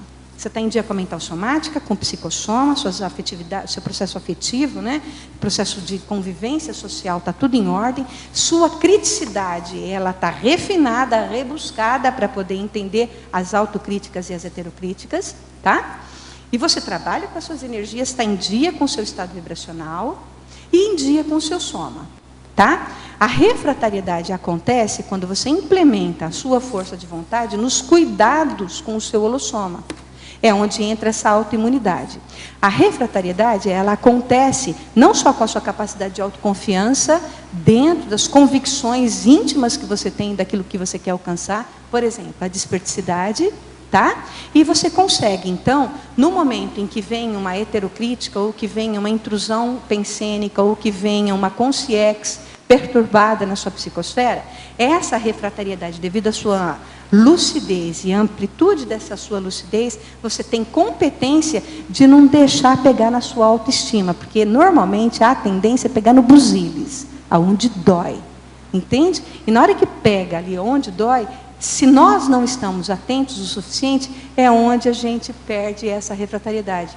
E a refratariedade, quando você está realmente intensa com isso, a consciência, ela chega, a energia antagônica, ela chega, todo o processo de desorganização extra chegam até a tua psicosfera, você elabora com convicção clara, com um padrão pensênico lúcido, e consegue expandir energia, inclusive para assistir aquilo. Inclusive para ela sair da sua psicosfera melhorada. Entende? O processo da desperticidade, ele acontece por aí. Entende? Então, assim, ó, o que é o ser desperto? O ser desperto é aquele que não se assedia, mas ele é o mais assediado que tem, porque há ele fica assim como se fosse mel, entendeu? Ele fica um mel para as abelhas. Né? Como a energia é positiva, como todo o padrãozão dele é positivo, então ele tem a capacidade de atrair consciências patológicas e doentes. Mas ele não sofre com isso, por causa da refratariedade. Justamente porque essas convicções e essa autoconfiança se expande de uma forma saudável. Essa consciência se aproxima da psicosfera e na hora que se aproxima ela é trabalhada e ela é devolvida. Ó, acolhimento, tares, orientação e encaminhamento. Entendeu? É isso que a gente nota, por exemplo, o professor Valdo. Com certeza. Sim. Ligou o microfone? Ok? Sim. Tá. Sobre a atuação do ácido lático no organismo, ele é a nível só muscular ou ele afeta outras partes, tipo tendões? E tem algum tipo de intoxicação? Vou procurar entrar aqui na questão fisiológica, tá? Eu não sou muito boa disso, porque eu não sou da área médica, mas vamos tentar explicar. O que é o metabolismo?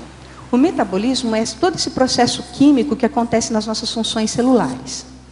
Nós temos 3 condições de oxigenação dessas células, tá? Que é a capacidade da glicólise, que ela é puramente anaeróbica, tá? Ela não precisa da oxigenação, porque ela é de um curto período de tempo e de muita intensidade de contrações musculares rápidas. Mas a gente não consegue permanecer por muito tempo nesse estado, tá? O que é a segunda condição? Que é aquilo que a gente chama de ciclo de Krebs. O ciclo de Krebs e a própria cadeia de oxigenação celular, que são os 2 seguintes, eles são justamente, acontece no nosso processo citoplasmático, que é onde a oxigenação vai fluir junto com os nutrientes que a gente absorve através dos alimentos que a gente come. Tá? Então, esse processo, né, de quando ele entra nesse contexto de fisiologia celular, existe toda uma condição, né, de quebra da glicose, que vai ampliar o ácido pirúvico que eles colocam, e que entra nos átomos e que desperta os elétrons. Tá? Eu não sou da área fisiológica, tá, gente? Então, eu peço perdão aí se eu errar nesse contexto, mas é por aí que vai acontecendo. E quando há essa quebra desses processos do nosso celular e da química que acontece dentro do nosso corpo, há uma explosão de energia.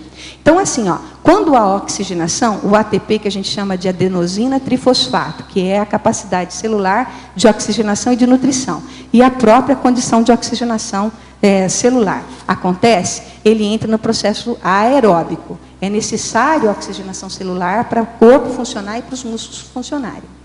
O ácido lático, ele acontece quando há a glicólise, justamente quando entra na capacidade da circulação sanguínea, né? E a gente utiliza um esforço muito sério. Ó, então, pega lá, metabólico, aí tem o sistema anabólico, que é toda uma força física e de crescimento e de trabalho muscular devido à oxigenação celular que acontece, e você aumenta o tamanho da massa muscular, aumenta toda a capacidade física, e o processo catabólico. O catabólico é quando você entra nesse esgotamento do físico. Aí você não tira mais energia dos nutrientes que você ingeriu. Você começa a absorver nutrientes das proteínas, inclusive dos seus processos musculares. Tá? E quando há esse cansaço mais sério, é uma diminuição da massa física. Então, tanto é que dentro das academias, os garotos, né, as pessoas que trabalham de forma muito intensa e quer crescer, ele não vai crescer. Ele vai manter a massa magra dele reduzida, porque ele vai estar tirando energia das proteínas, vai estar tirando energia do contexto muscular, e não das energias que a gente absorve dentro do processo anabólico, que é para crescimento dessa massa muscular. E o que acontece? No catabolismo, a gente entra num tipo de esforço físico muito intenso, e é aí que entra essa condição de toxinas, porque a musculatura ela fica muito tensionada. Não passa a oxigenação, é liberado esse processo de toxinas nos grupos musculares e dá muita dor no físico. E aí que a gente não pode parar. É aí que a gente tem que continuar fazendo atividade física para melhorar de novo o processo circulatório e eliminar as toxinas através da atividade aeróbica. Ficou claro o que é? Sim, ficou. Eu tenho uma outra pergunta, uma questão sobre a questão da oxigenação. O exercício físico, ou seja, no fortalecimento de vasos musculares, por exemplo, daqueles vasinhos e... Ah, tá. É que assim, ó, a gente tem que tomar um cuidado também quando a pessoa tem problemas circulatórios, né? Então, sempre, pessoal, quando você vai fazer uma atividade física, é muito importante uma avaliação física e, principalmente, mais do que a avaliação física de um treinador ou de um professor da educação física, é você ter o aval do seu médico para saber se você tem, dentro das suas capacidades físicas, né, a condição de estar praticando atividade física de maneira um pouco mais intensa. Então, a avaliação médica ela é fundamental. Quando as pessoas têm problemas cardiovasculares, que é o fluxo sanguíneo mais interrompido, porque o retorno venoso dela, ela tem dificuldade, né? Porque, ó, pensa bem, quando passa pelo coração e passa pelos pulmões, os pulmões oxigenam a corrente circulatória, o coração vai bombeando e passa por todo um filtro, né? Ele sai via artérias oxigenados e nutridos, né? E vai via aferência, passando por todo o corpo e volta a retorno venoso para passar pelo filtro de novo do coração e dos pulmões. Né? E esse retorno venoso, quando a pessoa tem muitos vasinhos, problemas de varizes, quando a pessoa tem essa dificuldade circulatória, é justamente quando esse retorno venoso ele não está sendo eficaz. É importante, sim, atividade física moderada, mas que ela não pare. Porque quanto mais ela parar, menos ela alongar e menos ela fazer com que haja uma movimentação para que o retorno venoso volte de novo, né? Ele volta como se fosse todo intoxicado, para passar de novo pelo coração, de novo pelos pulmões e ter todo um processo de novo de circulação favorável para nutrir e oxigenar todas as células do corpo. Se esse retorno venoso ele está interrompido, ele está frágil, ele está complicado, é bom a gente fazer atividade física sim, para me estimular e fazer com que ele aconteça de forma saudável. E sempre, sempre aí, tá? Com um cardiovascular, não só o seu médico normal, o seu clínico geral. Aí é a especialidade do vascular que vai favorecer e vai te dizer qual é a intensidade que você pode praticar atividade física. Tá claro? Eli, só para deixar claro, quando você falou que a pessoa não deve desistir da atividade, vou pegar um exemplo na prática. Aquele jogador de final de semana que está com a perna machucada, está com dor, tem alguma coisa desse tipo. Na segunda-feira, ele deve fazer uma esteira? Isso não ficou claro para mim. Tá. Logo depois ele tem que voltar para a atividade? O ideal é ele sim fazer uma boa caminhada, de no mínimo 30 minutos, entre 20 e 30 minutos. Porque assim o corpo dele vai entrar em calor, vai melhorar o processo metabólico. Ó, pensa, metabolismo é toda a capacidade química das nossas células em impulsionar a qualificação para o nosso corpo. Tá? E ele tem essas duas divisões, o anabólico e o catabólico. O catabólico a gente não deve chegar nunca. Não deve, assim, chega, mas só quando a atividade é muito intensa. Mas não precisamos disso. Tá? Então, assim, se ele vai praticar de 20 a 30 minutos uma caminhada, por exemplo, ele vai melhorar todo o processo circulatório de novo. Ao transpirar e ao melhorar o metabolismo, ele elimina as toxinas. Na hora que ele elimina as toxinas, ele volta a ficar bem outra vez. Entendeu? Entendi. É essa a ideia. Entendi. Sim, por favor. Eu queria só comentar sobre essa questão também, porque uma coisa é essa questão que a Eliana está falando, que é super comum na atividade física, que a pessoa começa a fazer, e aí dá dor mesmo, né? Recruta um monte de musculatura que ela nem sabia que ela tinha no corpo. É comum a pessoa falar, nem sabia que eu tinha esse músculo no meu corpo. Aí tem realmente que continuar, mas tem que cuidar muito quando houve uma lesão em que há um quadro inflamatório instalado. Aí Nesse caso, se ela for fazer, estou puxando para o meu lado que eu vejo muito isso. Vamos nos completando. É isso mesmo. Então, se houve uma lesão, se houve uma distensão séria, se a pessoa for lá e fizer de novo a atividade, aquilo vai aumentar a inflamação e vai aumentar a lesão. Isso, às vezes, demora um período para cicatrizar, né? E mesmo assim, eu considero que a pessoa precisa de uma orientação para tratar aquilo de maneira adequada, para que ela volte o mais rápido possível para a atividade, não deve desistir. Olha, aproveitando assim, a fala da professora Michele, que é fisioterapeuta, olha só como é sério, como que a gente começa a ter um autoconhecimento maior dos nossos veículos de manifestação. Ela falando, eu lembrei como que eu aprendi a lidar com o meu soma. Porque assim, nós precisamos saber identificar as coisas que acontecem com o soma e os tipos de dores que acontecem com ele. Então, assim, a dor é de quê? A dor é de uma pancada, é de uma contusão, é de uma contratura, entende? Se a gente começa a entender, por exemplo, eu sempre converso, né, quando eu dou aula, principalmente quando a gente falava nas aulas de CIP e CPC, que às vezes as pessoas elas têm muitas dores nessa região nucal.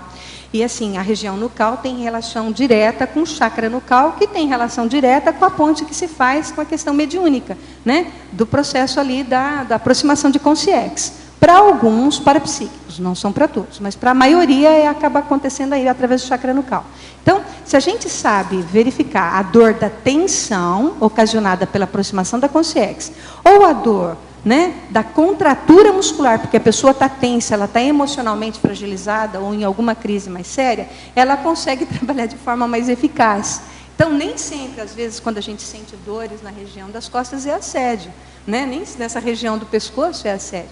O ideal é fazer os alongamentos, é fazer o trabalho para melhorar, né, a soltura muscular dessa região.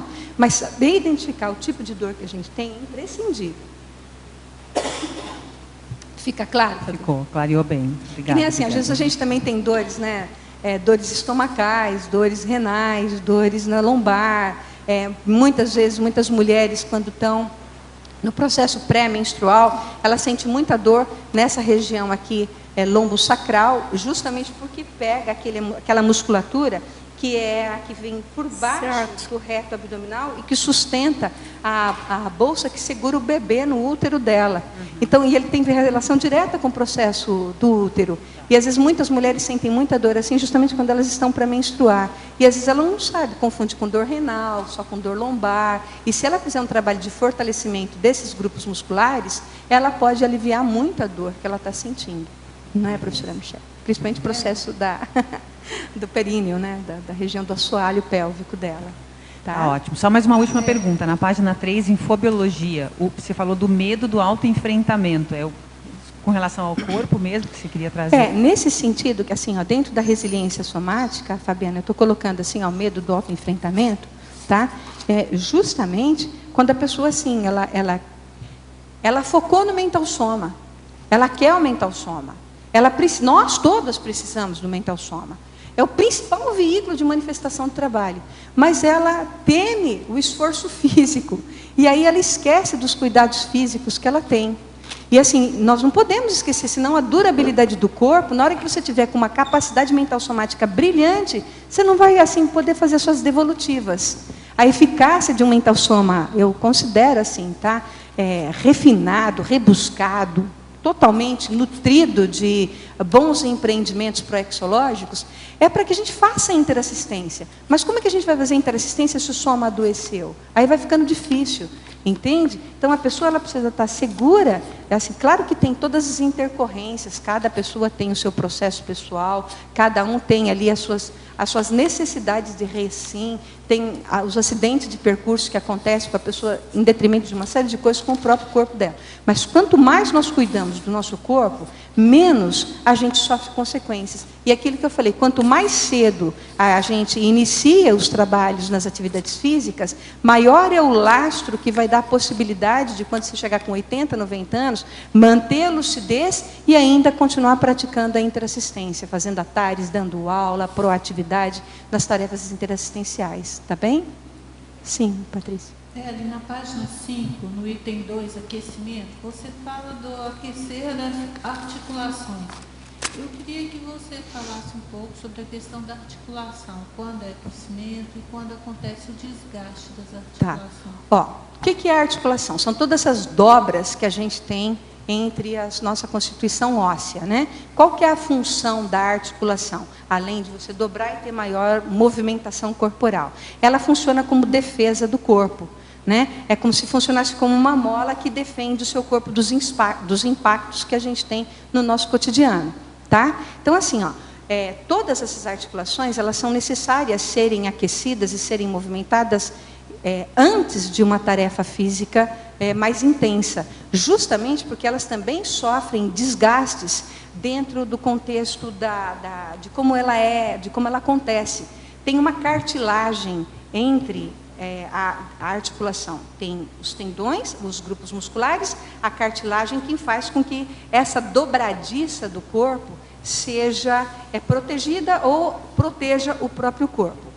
Essa articulação, ela libera um líquido, tá, que é tipo uma graxinha, na próprio contexto da articulação, que é chamado de líquido sinovial. Então, ela é uma graxa que possibilita, né, essa mobilidade da rotação, né, da pronação, supinação, a circundução, a circulação, de toda a capacidade articular.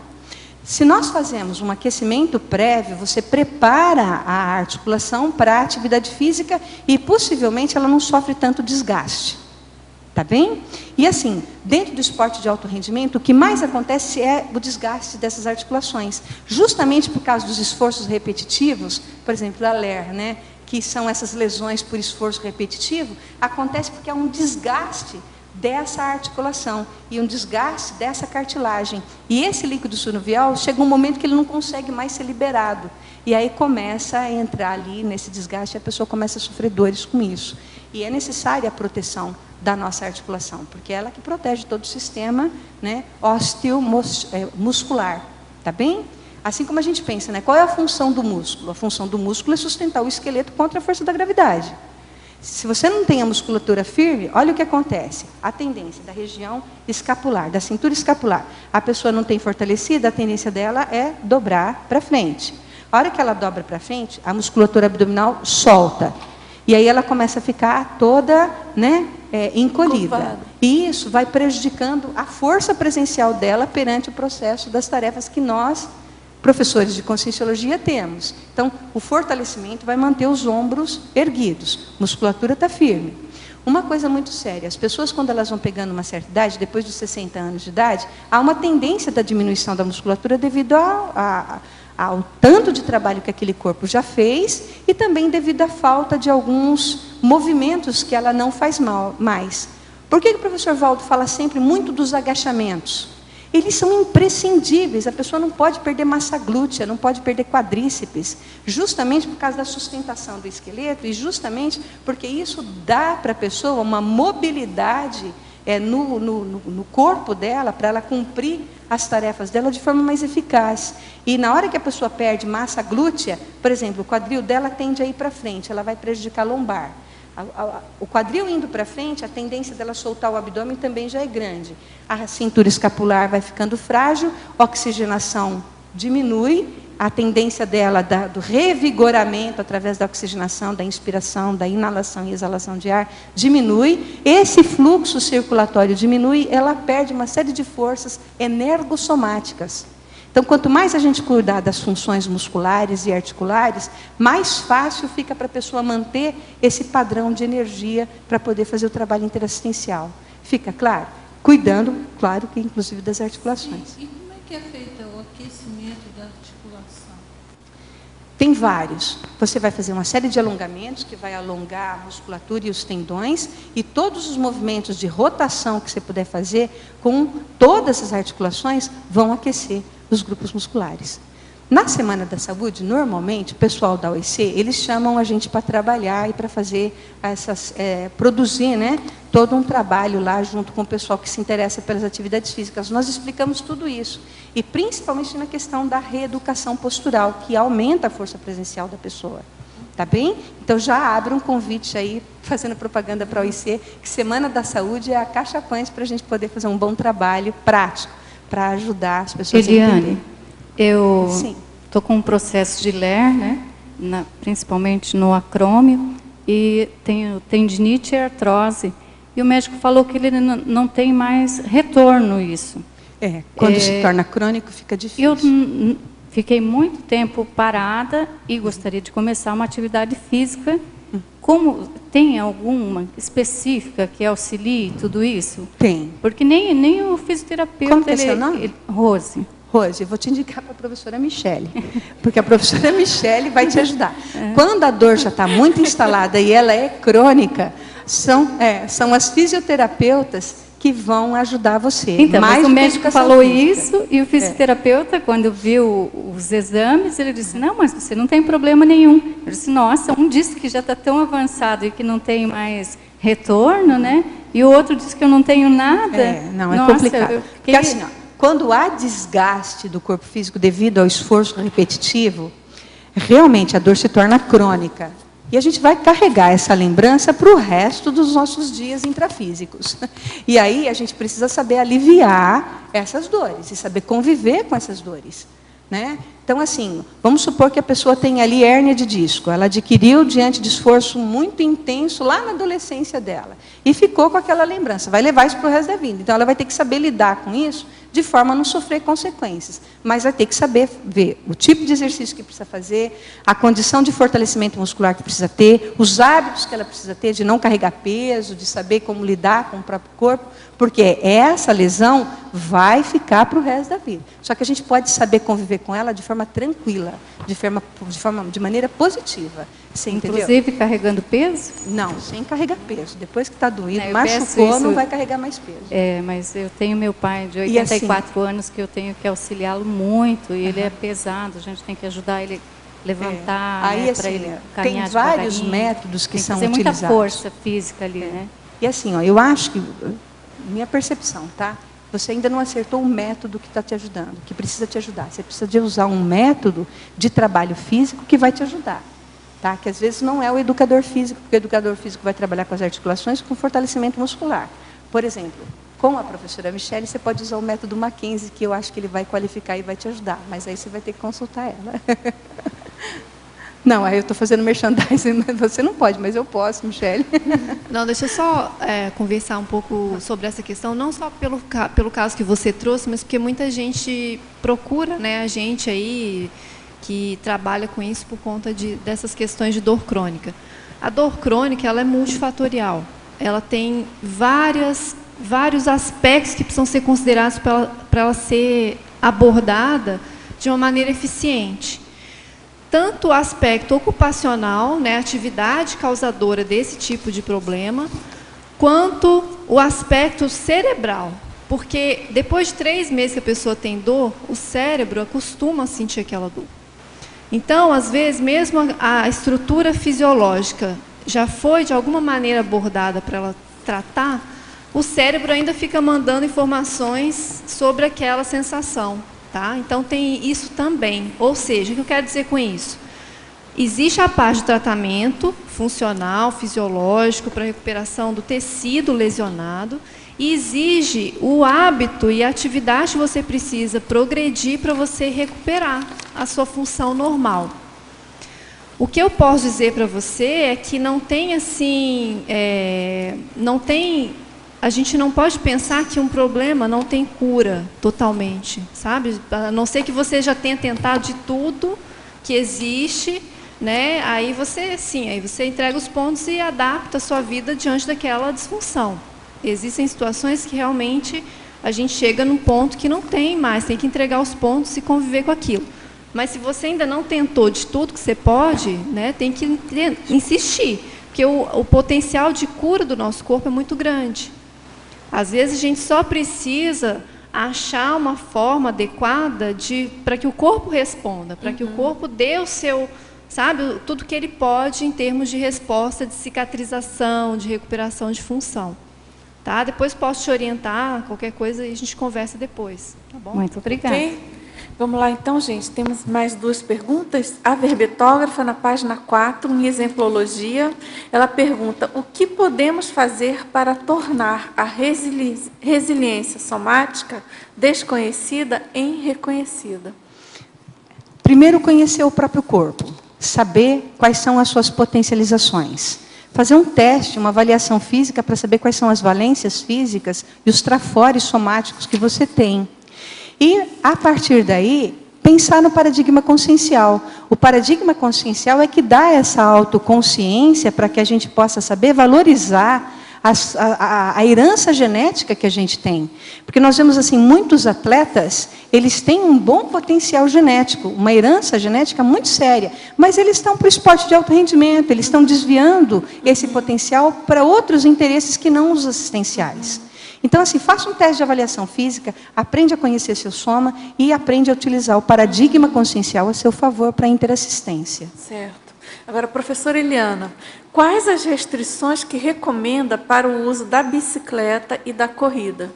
Ó, aqui eu coloco com restrição quando eu menciono, porque assim, a bicicleta, ela é positiva até certo ponto, mas a restrição dela é justamente no processo do assoalho pélvico.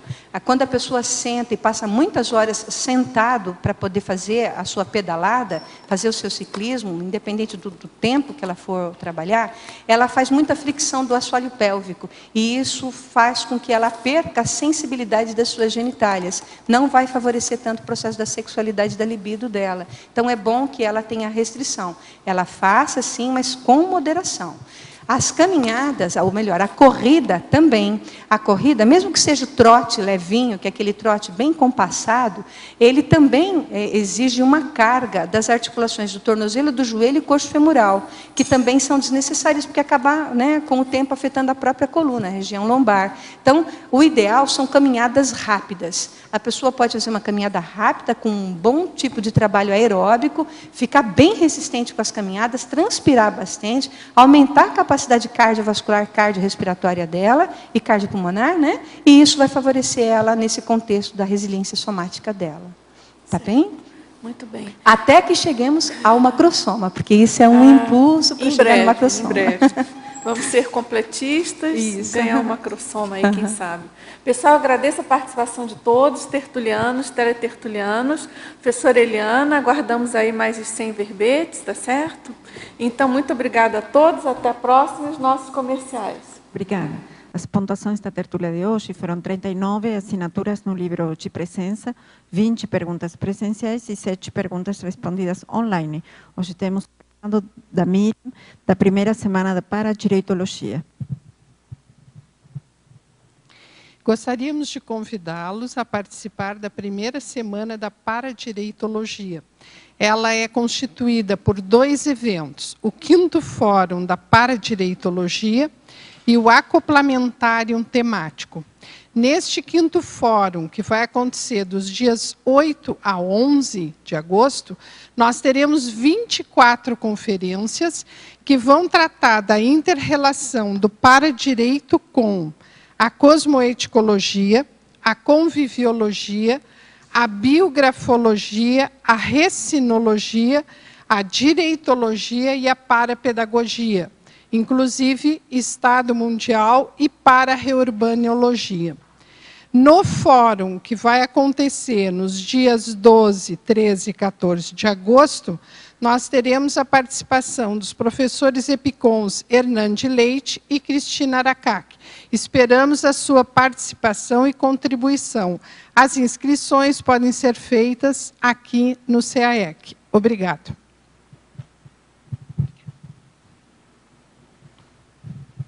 O verbete da manhã é solilóquio. especialidade autopensenologia. Autora, professora Adriana Lopes. Obrigada e boa tarde a todos.